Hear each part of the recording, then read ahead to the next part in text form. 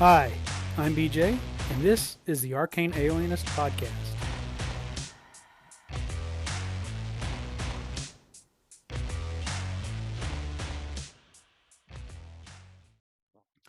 Hey everybody, how you doing out there?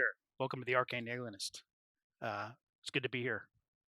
So, I got a few calls regarding the last couple of episodes that I'm going to play before we get into the main topic. So let's just dive in. Hey BJ, Daniel from Bandits. Keep calling in.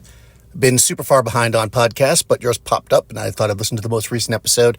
And you and Jason Jason was calling in and you were discussing playing basically with random tables on the fly, like at the table. And both of you were, thinking about how that might go. So I will say it's funny. I just had a conversation with somebody on my Discord about this, that when we were kids, we used to do it all the time. I think the maps we would draw ahead of time, because that's good lonely fun, if you will. But we'd sit down on our maps that we drew and we would just roll the dice. Is there something in this room? What is it? And of course, sometimes you just make stuff up. So again, but that's kids. But as an adult, I've actually had this experience, and it's where I discovered the deck of many dungeons. I actually played, I cannot remember who ran it, so I apologize to that person, because it was a fun session.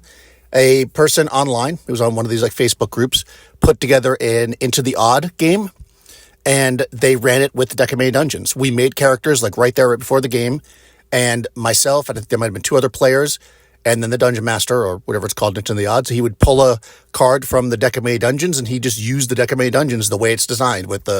First we pulled a mission, then he pulled a room, and if there was a trap or something, he would use all the stuff he rolled for the monsters, and it was totally fine. It ran totally fine. Now, of course, now we knew he was doing it, and so maybe we compensated for that, and we weren't like, why is it taking so long? But it didn't seem too awkward or weird. It was online, and I want to say we were using Zoom. Well, it might not have been Zoom. It might have been Google Meets or whatever it was called back then. But I think what he did was, if I remember right, he would draw the card, put it on the table in front of him, then describe the situation just the same way you would if you were looking at a map.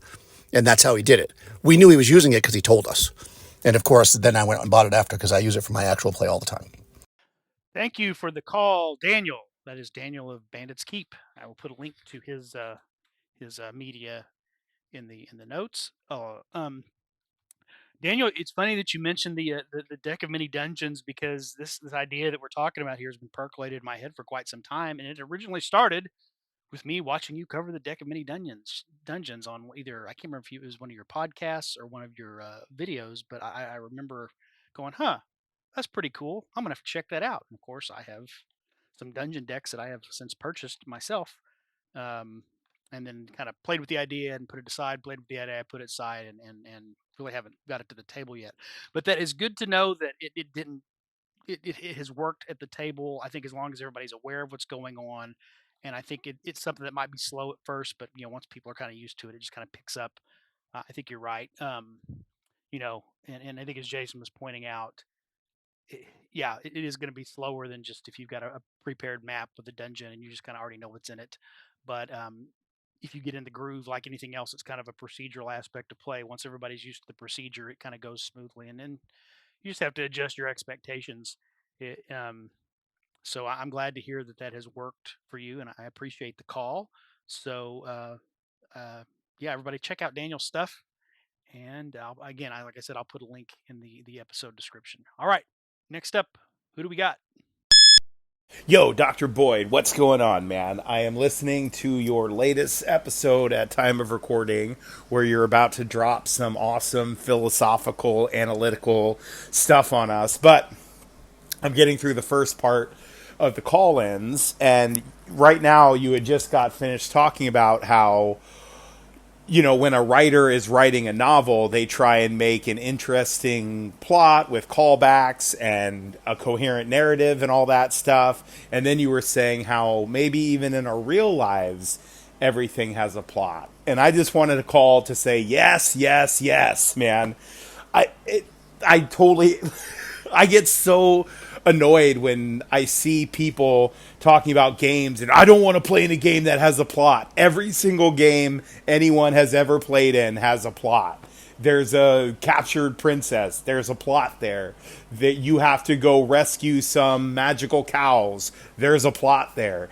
Every single game that's ever been played in the history of RPGs has a plot from the beginning until now. And so this idea that games don't have plots is it's nonsensical. Of course they do, or else you're not doing anything. If your character's just sitting at a bar the entire session, well, there's a plot there, but it's not a very exciting one. But yeah, man. And then as far as emergent goes, like I don't know, like say the dungeon master has a story in mind, the players don't know that. So for the players at the table, it is an emergent story. They're exploring and discovering stuff, so the story is being discovered through gameplay, even though the dungeon master might know what the story is, right? He might know that the princess is actually evil and she's really the one who murdered the king, not her brother who's in a tower somewhere. Like, but the players don't know that. So for them, it is an emergent story. So I don't think there's a dichotomy between emergent gameplay and storytelling games. I really don't think there is. It's all emergent, right? I'm running through Wrath of the Righteous right now, and it's a very linear story, but the players don't know the story. They're discovering it as we play. So even this pre-written, very linear campaign still has bits of emergent gameplay in there because they're discovering things through gameplay. So yeah, man. And then as far as speaking of Wrath of the Righteous, as far as a dungeon master rolling as the game goes and like coming up with stuff during the game, I me and my buddy were playing through Wrath of the Righteous. This was over a decade ago, and we had this awesome dungeon master. Then all of a sudden, the dungeon master's schedule at work changed, so he could no longer, according to him, prep anymore. So he was reading the adventure at the table, basically doing the same thing that you're talking about, coming up with everything at the table, and it sucked. It ruined the game. We stopped playing. It was terrible, man. So I don't know. I like Jason said, I'm sure it's doable. Maybe, but then you also mentioned it'd be very board gamey. So yeah, I don't know. I don't know about that one. But anyway, it's been a while since I called. I'm really happy to hear the Arcane Alien is back on the air, man. That's awesome. You take it easy, dude. I'll talk to you soon. Peace out. All right, thank you. That was Joe Richter of Hindsightless. Wonderful sporadic podcast. Uh, Not as sporadic as mine lately, but yeah. Thanks, Joe. I think those are really great perspectives you offer. Yeah, that sort of dichotomy between sort of just completely emergent and completely scripted. I mean, I think it's worth talking about them as sort of opposite ends of a spectrum. But as far as it's either one or the other, and they're mutually exclusive, I don't think that's true at all. I would agree with you there, and that I've done that before where I'm running a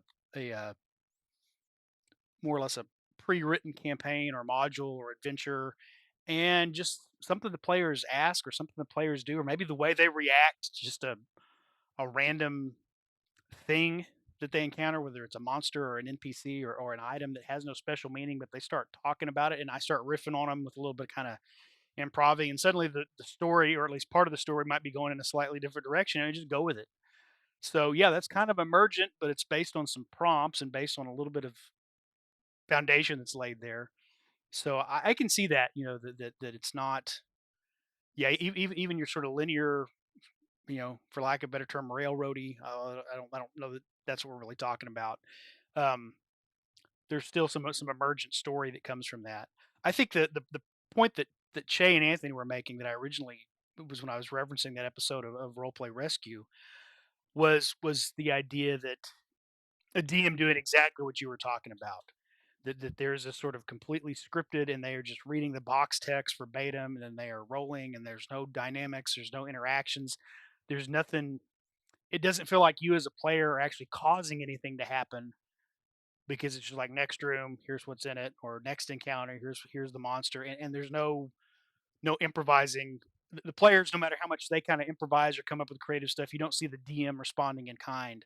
with any kind of putting their own spin on it or taking it in a different direction. It's just the monster's going to do what the monster's going to do.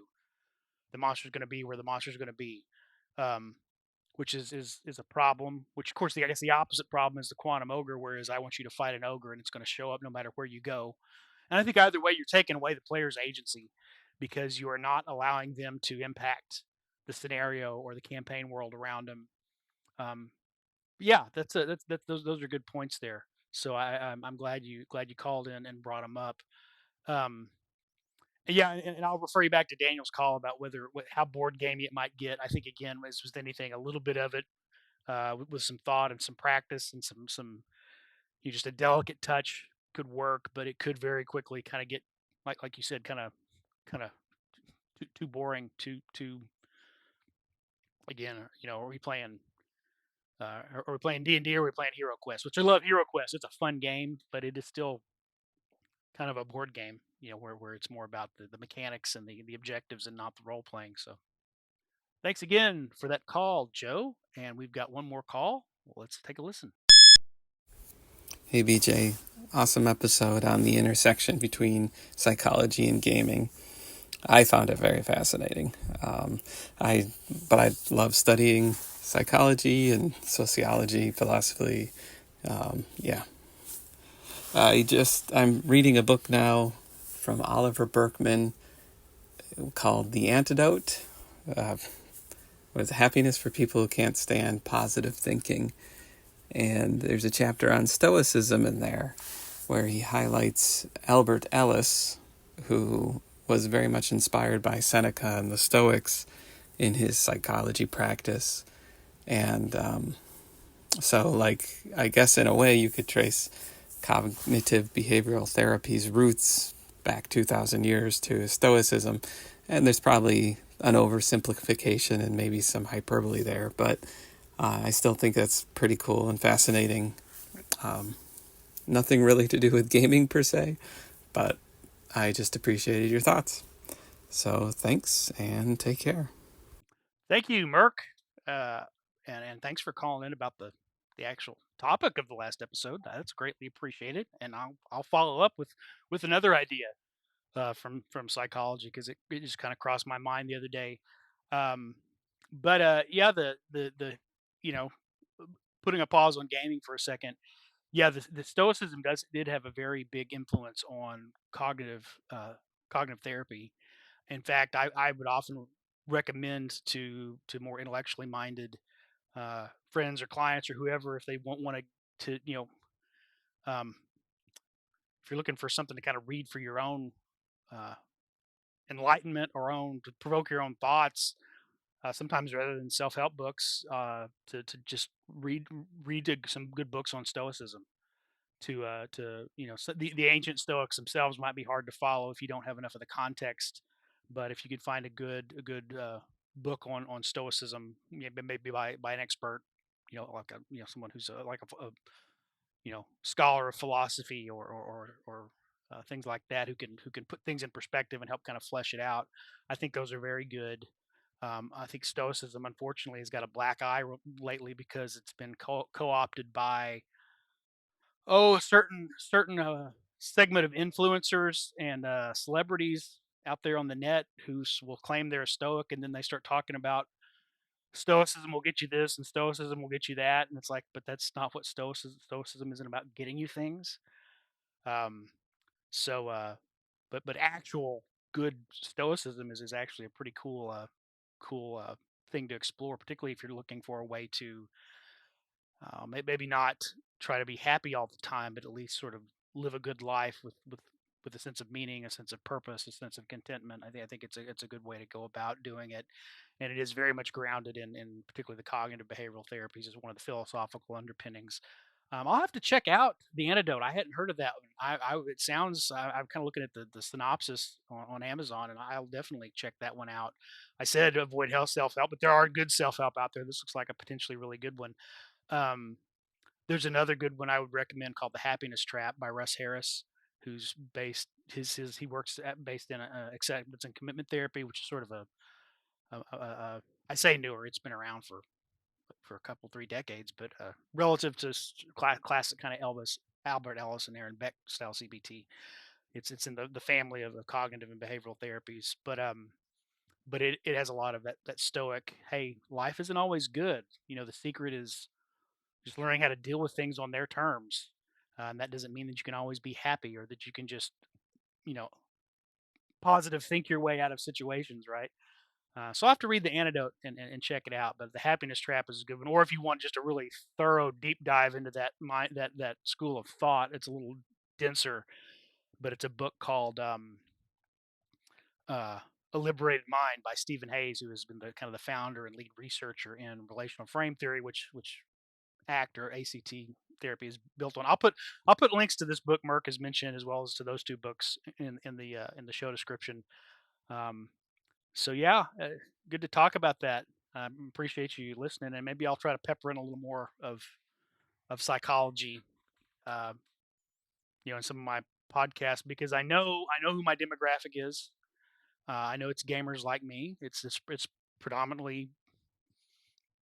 men in their 30s, 40s, and 50s, and we are facing in our society a large epidemic of depression and loneliness and guys in our age demographic, and so maybe not that I'm going to start suddenly become Fraser Crane and start doing a mental health podcast, but if I can send some ideas out there that would help the folks who listen, pique your interest, give you some things to thought, maybe I'll try to start including that a little more often in my episodes.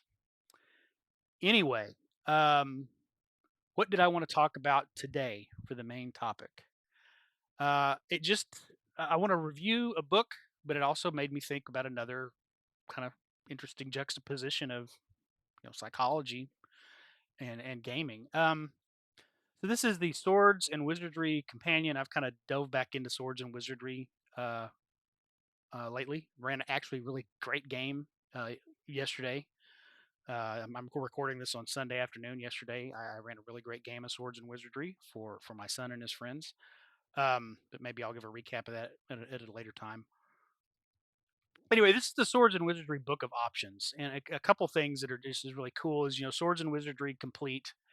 Um, Kind of gives you D&D as it existed, original D&D, kind of the day before Advanced Dungeons and Dragons. Kind of they switched to that. So it's most of the content of original D&D, the first three books, and not all the supplements, but a lot of them, so that you have all the character options and the monsters and the rules that are there to support original D&D. And it's got a little bit of tweaks here and there that Matt Finch has put in, a single saving throw mechanic, but the tables are in there if you want to use the original mechanic for saving throws, and a little other places where he's maybe smoothed off the rough edges or made it a little more accessible. But 99% it's original D&D.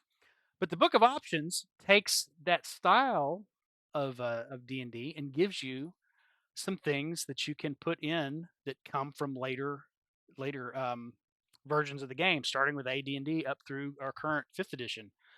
So you've got optional character class, optional ancestries, some more spells, and approach and things about magic. A little more advice on refereeing, on some stuff on running a sandbox. There's a really cool chapter on alignment, which is what I want to talk about, and some other things in there, new magic items, things like that. So you've got just for like the optional character classes, you've got the barbarian, which which first appears in Unearthed Arcana. Officially, it may have appeared in a dungeon or another uh, you know magazine somewhere prior to that, but officially became the bard, which was sort of a kind of a strange option in AD&D, but this is just a straight up bard class. But I like it because it is a classic Celtic style bard. In fact, the image uh, in the entry on the bard of a typical bard character, he's wearing a kilt and playing the bagpipes. So it is a Celtic style bard. Their spells are druid spells, so they specialize in oratory, lore, and then can start to cast some druid spells as well. Uh, you've got the Chivalric Knight, which is basically the Cavalier. Again, an Unearthed Arcana addition to first edition AD&D. You've got some new ones as well. You've got a demon hunter, which to me kind of is more like maybe an inquisitor style character from Warhammer Fantasy. Um, so it's a demon hunter who's got some combat ability, but also uh, some spells, some arcane spells. Um, Also, I could see using this as a sort of a more fantastic version of say Solomon Kane, um, more D&Dified, or even, well, I guess the Witchers and the Witcher series are more of straight up warriors. They're a lot tougher, but you could kind of feel some of that niche there. You've got a dwarven priest, so in OD&D, dwarves cannot be clerics. Well, this is a dwarven priest that gets some cleric spells, but also has some is a little bit better fighter than a typical cleric. It's probably an amalgamation of say a multi-classed uh, fighter cleric for a dwarf, um, which makes sense because the next entry after that is the elf blade, which is just the BX style elf, where you've blended the fighter and magic user. So that dwarven priest is probably analogous to that, you know, that thing, that the fighter magic users for elf. You could also use that to create sort of your more contemporary, like blade singer, eldritch knight kind of characters that you see in kind of modern D&D. There's the illusionist, again, AD&D edition, as opposed to just a general magic user. You've got the illusionist. You've got a necromancer, so another sort of specialized type of arcane caster here, um, who can bind undead to their. So instead of turning undead, they can bind undead. Clerics, at least the core rules, can only turn and banish undead. So this is a necromancer can take control of some undead.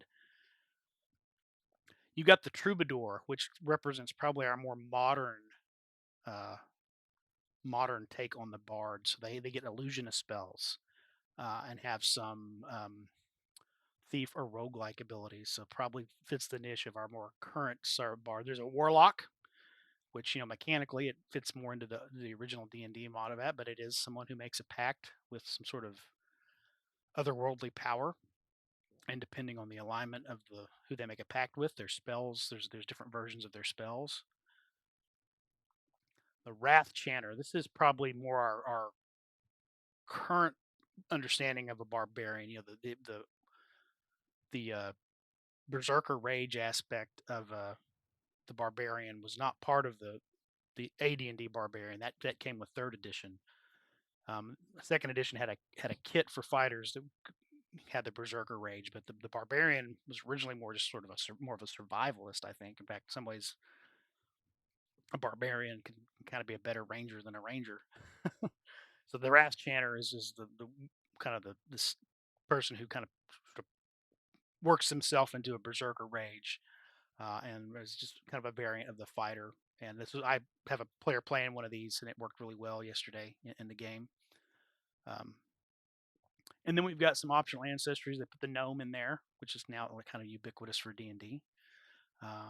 And then surprisingly, there's no like half orc, which has been one of the more common ancestries. We don't get that, but we do get a Stygian, which is kind of cool. This is a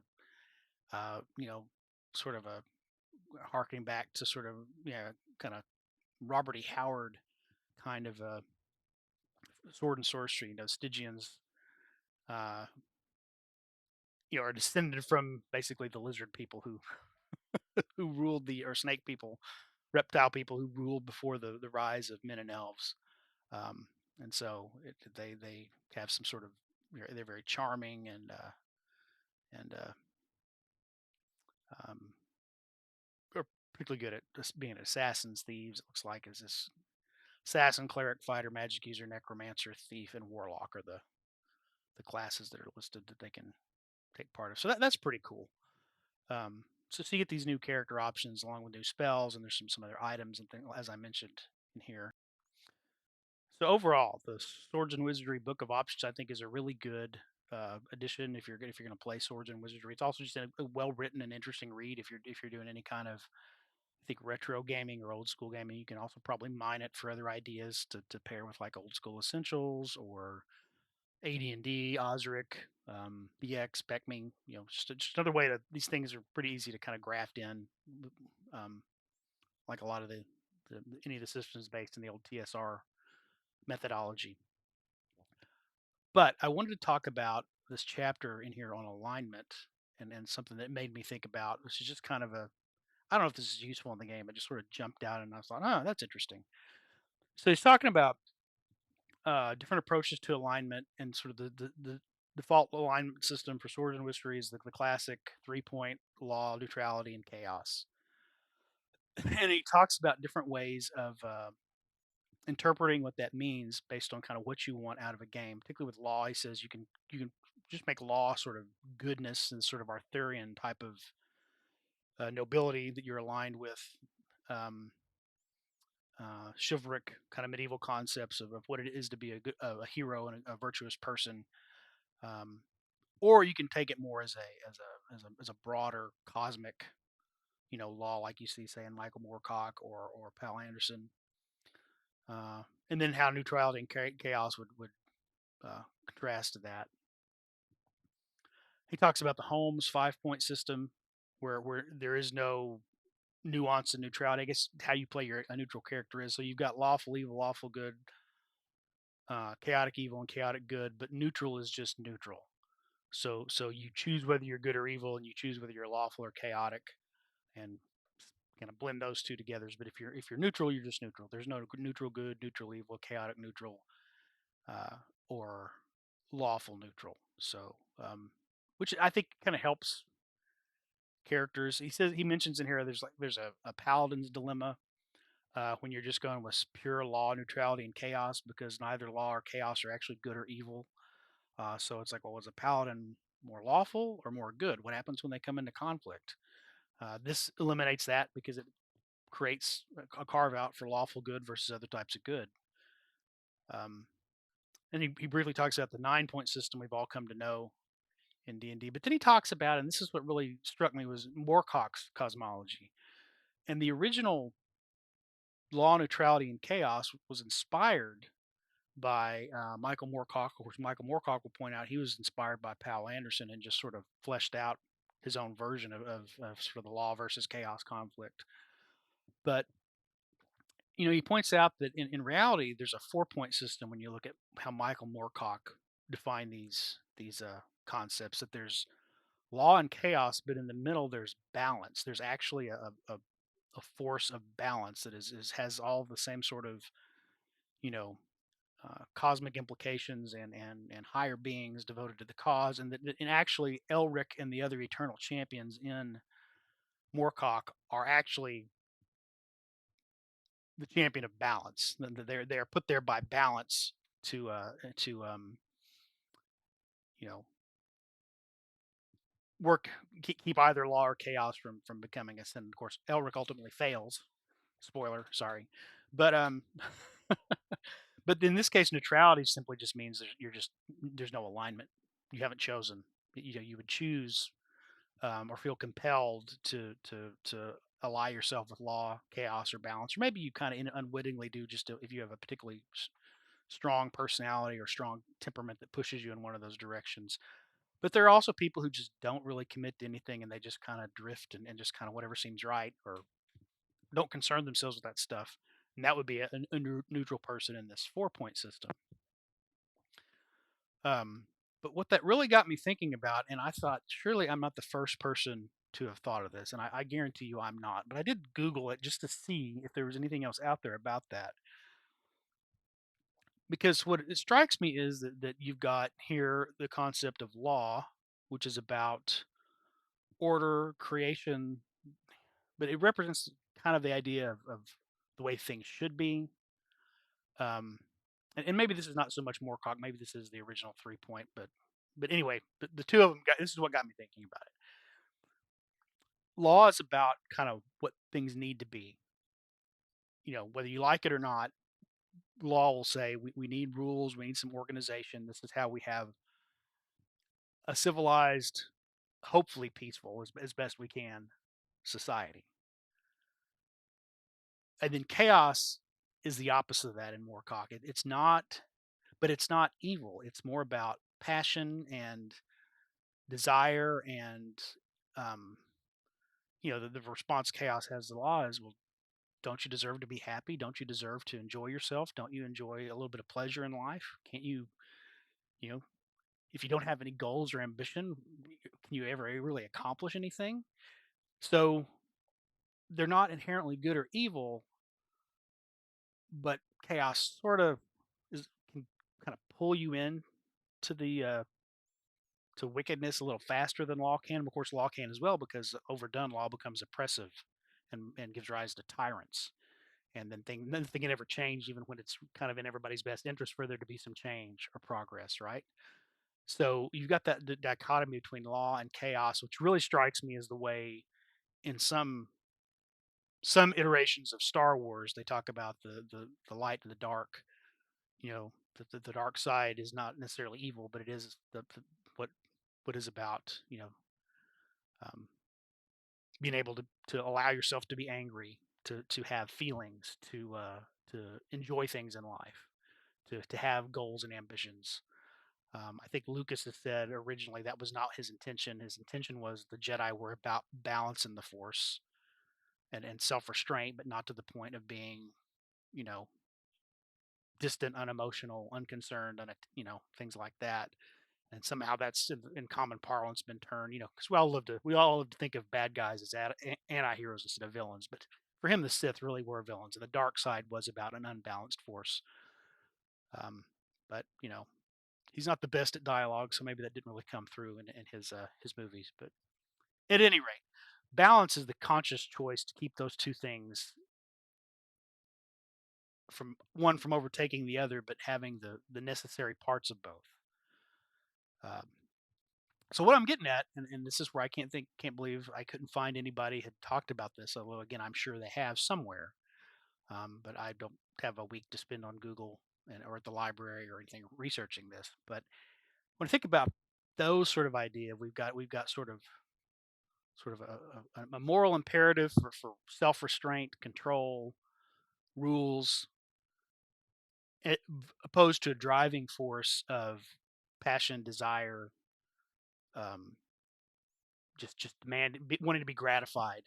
That sounds a lot like what Sigmund Freud talked about with the superego versus the id. So for Sigmund Freud, in his theory of personality, the id represents our primitive animalistic needs that have to be satisfied on some level, right? But that would include survival things like hunger, thirst, reproduction, our sex drive, but also our emotions. That can cause us, you know, admittedly joy, but can cause us anger, fear, hatefulness, spite. Um, so there's sort of our basic emotions as a human animal, and then the superego represents what we learn about what it means to be part of a family, part of a community, part of a society, and that we have to restrain those urges to get along with other people, even to reach our best potential, so that we don't wind up just being self-destructive. Of course, if your id is running rampant, then you're going to be overly impulsive. You're not going to be concerned about other people. You're just going to me, and that's bad. If the superego is running too rampant, well, now how do you make a decision? You're just paralyzed, right? You're overly moralizing everything. You're super harshly judgmental, and you get a little kind of compulsive about organization or orderliness or protocol, or everybody has to follow the rules exactly the same way, and that's not good either. And so you have the ego, which is more really the conscious part of the mind, which part of what it does is it balances the two, the way balance does in Moorcock's cosmology, about what's practical. We need both of these, but we can't let either one get out of control. We've got to satisfy our basic needs, our biological needs, our emotional needs, but we also need to get along and be part of society, or part of our family. Part of the people around us. We have to live and cooperate with other people. So what do we do to try to be able to kind of balance those two needs, and that's what the ego does. Anyway, I just thought that was a very interesting concept, and you won't hear me talk much about Freud. Freud's a very important historical figure in the history of mental health, although he was really not a psychologist, nor was he actually a psychiatrist. And I'm happy to answer any more questions about Freud's very interesting and important work that he did. But when you look at his actual formulation of human personality and the human mind, science has given us much better models of understanding what's going on there. So it's kind of an interesting concept. There's a little bit of a yeah, that makes sense, and he's kind of right on a basic level. But if you go too far, you get into the realm of pseudoscience and kind of psychobabble and things like that. Um, so, of course, in his defense, he was working with Annette. He was the first one to really start talking about this stuff, you know, as far as he knew. Um, so there we are. I highly recommend if you are interested, you check out the Swords and Wizardry Book of Options. Great book by uh, people at Mythmere Games, and a little bit of discussion of uh, Freud's theory of personality juxtaposed over Michael Moorcock's model of cosmic alignment. Um, and then, as I mentioned earlier, some really good as responding to Merck's call. Yeah, check out some stuff on more modern kind of the very ancient concepts of Stoicism and the very modern concepts of how we manage our anxieties and our emotions in a way to try to live a good life from more current researchers and thinkers and experts in the field. So lots of links in this show's description. Anyway, that's it for me. Thanks for listening. I'll be back hopefully sooner than later. I'm going to try to get back to doing this at least once every couple weeks, if not every week. But until then, wherever you are out there, take care of yourself and make someone happy today.